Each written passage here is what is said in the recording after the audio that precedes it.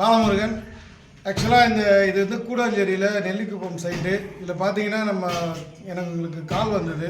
இதுபோல் சைட்டில் வந்து ஒரு இன்ஜினியர் வந்து பணத்தை வாங்கிட்டு ஓடி போயிட்டார், ஒர்க் பண்ணலை அப்படின்னு சொல்லிட்டு. அப்போ ஒரு மேஸ்திரியை கொடுத்துருக்காங்க, அவங்களும் வந்து ஒர்க் பண்ணலை, காசு வாங்கிட்டு ஓடி போயிட்டாங்கன்னு சொன்னாங்க. சரி வந்து செக் பண்ணலான்னு வந்தேன். வந்துட்டு பில்டிங்கை முதல்ல எப்படி இருக்குதுன்னு சொல்லி பார்க்கலாம் அப்படின்னு சொல்லி வந்து பார்த்தா, அதாவது ஒர்ஸ்ட்டு குவாலிட்டியில் பண்ணியிருந்தாங்க. இதில் பார்த்தீங்கன்னா சீலிங்லாம் பார்த்தீங்கன்னா வந்து ரொம்ப திக்னஸ் கம்மி, டேம்னஸ் ஃபுல்லாக வருது. பிளாஸ்டிங் பண்ணி பெயிண்ட் பண்ணதுக்கப்புறமும் வருது. அதாவது சப்ஸ்டாண்டர்ட் குவாலிட்டி, ஒர்ஸ்ட்டு குவாலிட்டியில் பண்ணியிருந்தாங்க.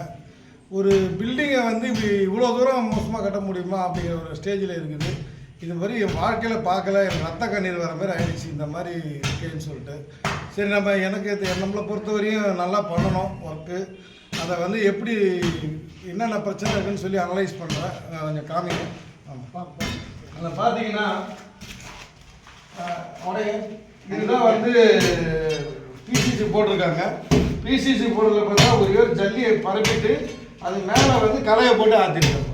ஸோ இப்படி பண்ணுறப்ப என்ன ஆகுதுன்னா அதோட ஸ்ட்ரென்த்தே கிடையாது. அதுபோல் கன்சல்டேஷனே பண்ணலை. இந்த தண்ணி ஊற்றி பார்த்தோம்னா அப்படியே இறங்குது, கூறாட்டணும்.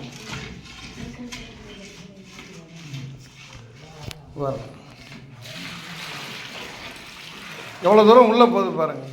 இது போல் போகவே கூடாது. இப்படி போச்சுன்னா அது வந்து நாளைக்கு ஃப்ளோரிங் போட்டால் கூட ஒரு 6 மாதத்துலேயோ 1 இயர்லேயோ வந்து உக்காந்துரும்.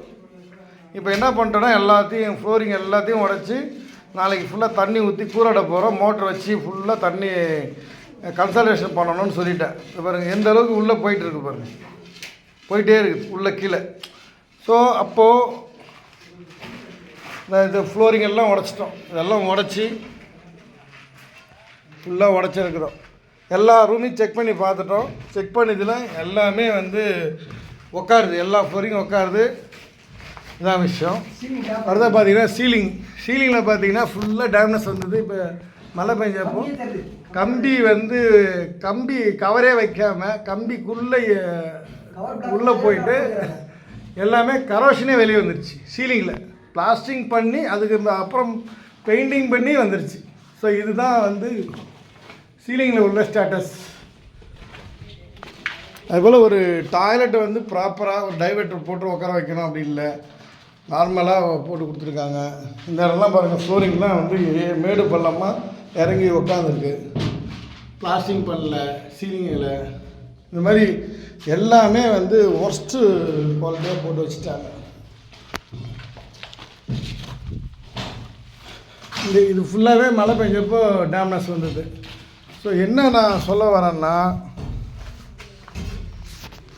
ரேட்டு பார்த்து இந்த சைட்டோட ரேட்டு வந்து 2500 per ஸ்கொயர் ஃபீட்டுக்கு அக்செப்ட் பண்ணியிருக்காங்க.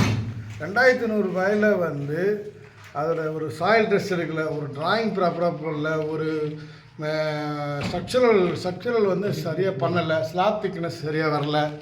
பாருங்கள் இந்த இடத்துல வந்து டேம்னஸ் பாருங்கள், இந்த இடத்துல ஃபுல்லாக டேம்னஸ், வீடு ஃபுல்லாக டேம்னஸ்ஸு, சீலிங்கில் டேம்னஸ்ஸு எல்லாம், அதாவது கூரை வீடு போட்ட மாதிரி இருக்குது. ஸோ இந்த மாதிரி ஒரு சூழ்நிலையில் பில்டிங் கட்டி வச்சுருக்காங்க. இதுக்கு ஒரு இன்ஜினியர் தான் சொல்கிறாங்க. இன்ஜினியர் ஃபோன் பண்ணால் எடுக்கிறதில்ல. நம்ம அந்த அசோசியேஷனில் மெம்பர் ஆகிறாங்களா எல்லாம் எங்கள் டேட்டா பேஸையும் செக் பண்ணால் அவர் இல்லை, ஃபோன் பண்ணால் எடுக்க மாட்டேங்கிறாரு. All escape. ஸோ இவங்க வந்து இந்த அசோசியேஷனில் இருக்கிறதால பயந்து கொஞ்சம் ஒர்க் பண்ணுவாங்க, அதிலே இருப்பாங்க, நம்ம தான் இல்லை. ஸோ இந்த மாதிரி ஃப்ராடு பண்ணுற நிறைய கூட்டம் இருக்குது. அவர் இன்ஜினியராக இல்லையானே டவுட்டாக இருக்குது. ஏன்னா எந்த கூகுளில் செக் பண்ணி பார்த்துறோம், ஃபேஸ்புக்கில் பார்த்துறோம், அவர் ஆல் அப்ஸ்காண்டு. ஸோ இந்த மாதிரி ஒரு இதில் வந்து பார்த்திங்கன்னா 1900 ரூபாய் கட்டுறேன், 2500 ரூபாய் கட்டுறேன்னு சொல்லிட்டு வந்து பில்டிங் எடுத்துகிட்டு இப்படி தான் விட்டுட்டு போவாங்க. இப்படி தான் மோசமாக குவாலிட்டி ரீஒர்க் பண்ணுற அளவுக்கு நடக்கும். அதனால் நம்ம கிளைண்ட்டு வந்து